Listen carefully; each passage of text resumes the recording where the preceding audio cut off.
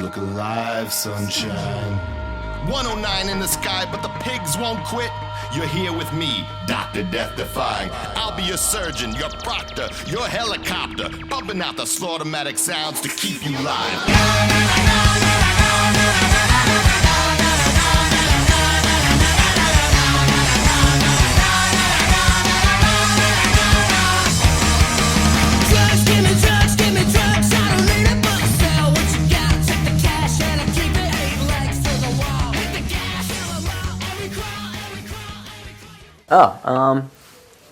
Kinda.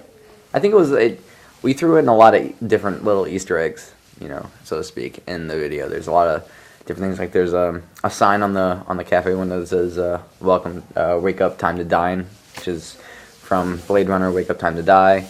Black Parade Jacket was kind of like, it's like just for if you catch it and you know what it is, then you're in the know and it's kind of cool. If not, then it just kind of breezes by, kind of thing.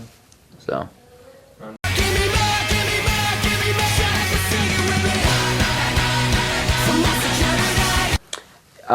Meaning, like, is it weird to like kind of play them out of context, kind of thing? I don't think so. I mean, I think the beauty of some of those songs is that from song to song, if you put them all together in the correct order, then it tells the story of the Black Parade. But if you can take those songs out and they're still standalone songs, I think as much as they tell a story together. Apart, they tell different stories, and that's one of the things that I think I find so fascinating sometimes about Gerard's lyrics is that, it takes on different meanings when you play them in different ways. So.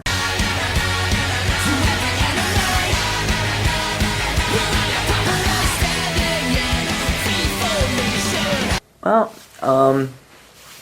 definitely smarter. I think we're gonna tour smarter, yeah. And maybe less, maybe less too, but also smarter. I think, in the Black Parade tour, we said yes to everything, and which is great. But I think everything came so back to back that we never had really more than a week or 2 weeks off, within that schedule, and we were really just ground down. And I think, especially Frank being a new father and Gerard, I think it's very important for them to spend time with their families and to make sure that those those breaks are built in. Number one, I think it's healthy. Ultimately, it's healthy for the whole band, so we can get some rest and always make sure we're playing to the best that we can. But also so they can experience their kids and be part of their lives a little more. We were doing runs where we were away for it felt like 5-6 months at a clip. Maybe having like a few days off here and there at home, and with them being fathers, we can't do that. They got to see their kids.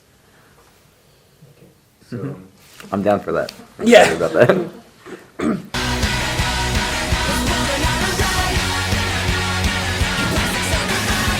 Well, it's this fine line between concept record and just high concept. I think the record it's set in a certain time period and landscape, and there are characters involved. But when listening to the record from front to back, it doesn't tell a definite story. So, in doing that, it allows us to be creative and to set up an alternate reality for kids to listen to and to kind of feel a part of and to experience for themselves. But at the same time, not having like a definite story doesn't keep us confined in a little box with the record. We didn't have to be like, all right, well, this song can't be on the record because it doesn't answer a question with this story. So that was the beauty of the record, was that there were no rules.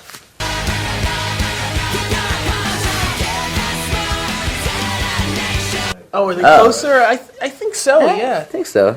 It's a little. Yeah, it's it's based off of the characters are based off of who we really are in real life, and I think that's the cool thing about this record too, is that we don't have to be so heavy and dark all the time, because we're not like that. You know what I mean? Like we like to have fun. We actually there's jokes that we tell. But we do have a fun time doing this. You know, it's not all doom and gloom all the time. So I think bringing that color back and having fun with it, you know, especially like the tongue in cheek kind of fun is definitely closer to our real personalities. You know, I think too, touring on Black Parade, I think we kind of that darkness actually got kind of assimilated a little bit into our personalities. I agree. You know, and that I think that's another reason why it made it so hard. You know, and I think this time out, you know, the mood is a lot lighter with the band, and you know we're in a much more positive spot in our lives, and that's that use of color, and you know that's very reflective of how we feel right now.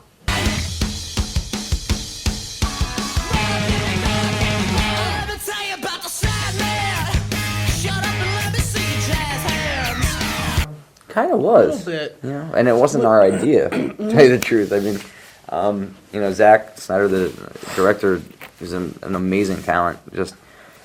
He liked the band, and we liked the movie, and we liked him, and he asked us to do it, and it was his idea because he wanted that song for the movie, and it was just really flattering to be involved in a soundtrack like that. I mean, that song is the only newly recorded song in the entire soundtrack. I mean, it's just classic songs. So to be on the same record with the likes of, you know, Jimi Hendrix and Janis Joplin songs on there, I mean, it's like it's ridiculous. But when we recorded that song, the take that we had on that song, I think there you know, that was the bridge, I think, between Black Parade and Danger Days. I mean, it has that dirtiness and there's that pop still, you know. You know, you definitely hear, you know, I'd say definitely like in Nana and Vampire Money, you know, especially. You definitely hear that energy that we captured on Desolation Row in those songs. So it definitely was a bridge.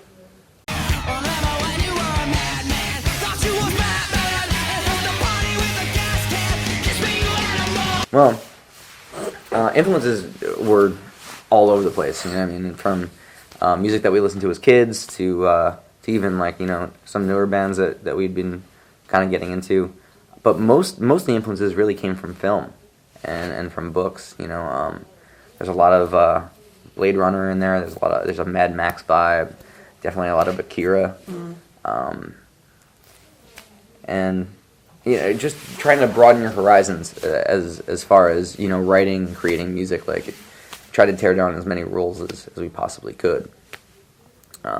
Once we figured out that, you know, there wasn't a barrier on what we could put on this record, that's when like the doors kind of blew open. Because sometimes you get scared, you know, and you're like, oh, we're a rock band, or we're My Chemical Romance, so we can't do that. And it's like, well, why not? Why can't you fucking do that? You know what I mean? That's, you know, we're My Chemical Romance. We can do that. You say that, and then songs like, you just make it great.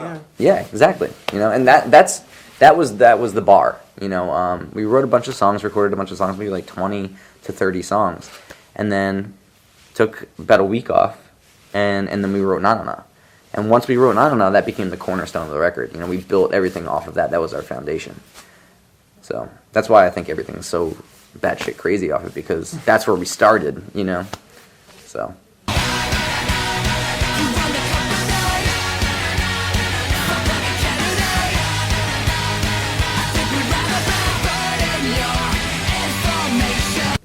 Yeah.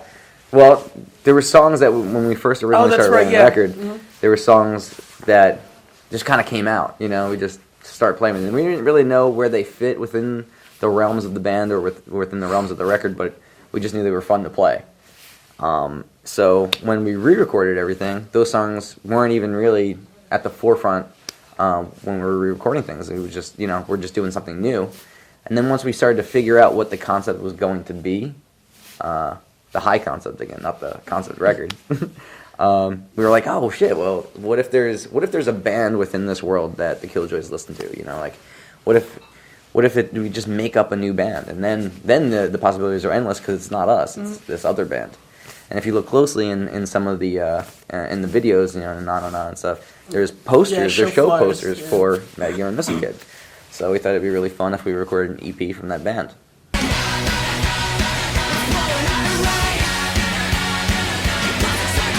It's in if you The special the special edition, edition. So if you buy like the gun and the mask and all and the record, it comes with an EP. It's 3 songs from Mad Gear and Missile Pit. And right here, right now, all the way in Battery City.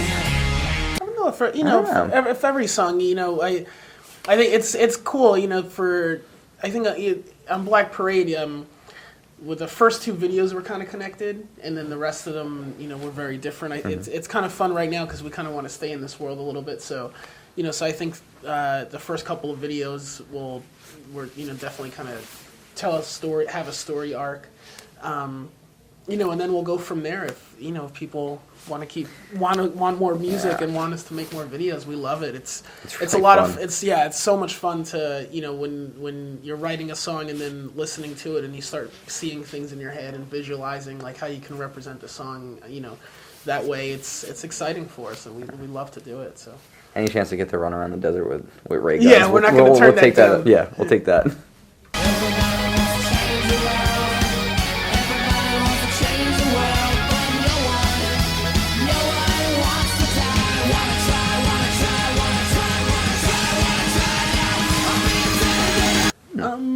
Yeah, there's a few songs off the first record I would imagine us probably not playing. Cubicles, I think, and maybe like Drowning Lessons. They're not. Driving Lessons has a bad stigma. Yeah, Go ahead. Every time we tried to play this song, Drowning Lessons live, something would always happen where Horrible. it would just go horribly wrong. Like one of us would forget to tune down the string down to D, or we'd miss like a whole verse or a chorus. Something always catastrophic. Yeah, happened. no matter how many times we practiced, We never did it good. One time there was a fight that broke cursed. out, and then we tried to get back into it. It just didn't work. It was Yeah. like, what the fuck? So that song we'll never play. But we've been playing Honey, This Mirror Isn't Big Enough for the Two of Us, and Our Lady of Sorrows, which is a lot of fun.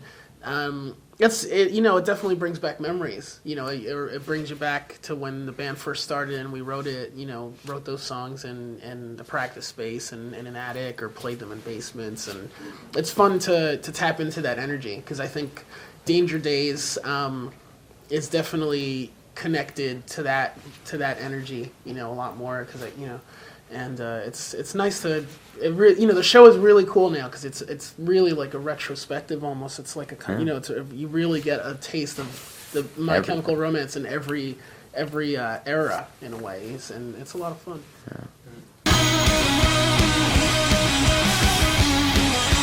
Oh man, I don't know. It's weird. Like, did that record in my basement, and it was really fun, and it wasn't supposed to be anything. And then, I liked it so much, and other people started to hear it and like it too. That were like, all right, fuck it, let's just put it out and do a tour.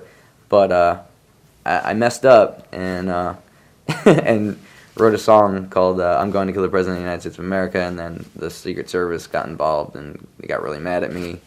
And Not sure why. yeah, I don't know. I mean, they couldn't take a fucking joke, I guess, is what the point was. But if we're legally able to do something else, I don't know, maybe. Hopefully it'd be fun. Yeah.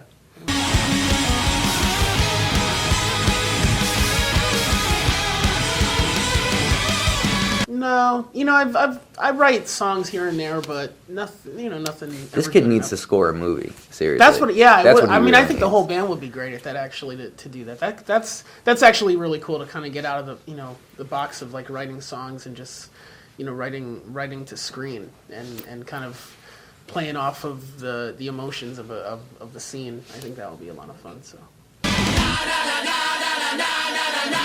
Oh man, we can butcher something, I'm sure. We learned how to say Merry Christmas, but I forgot. Yeah, that was a couple hours ago. Also, I know we're I don't know. I know Merci beaucoup. That's about it. I know. Sorry, man. We. That's it. Teach us something. What's good to know? Merci le public. Thank you to the public. All right, merci. Okay. Kid. And je vous aime, I love you. Oh, how do you say that? Je vous aime. Je vous aime. Zema. All right. All right. We gotta write these things down, Yeah, man. we do. We're starting. That's gonna be good for the show. Yeah. All right. Je vous aime. All right. Je vous aime. Je vous aime.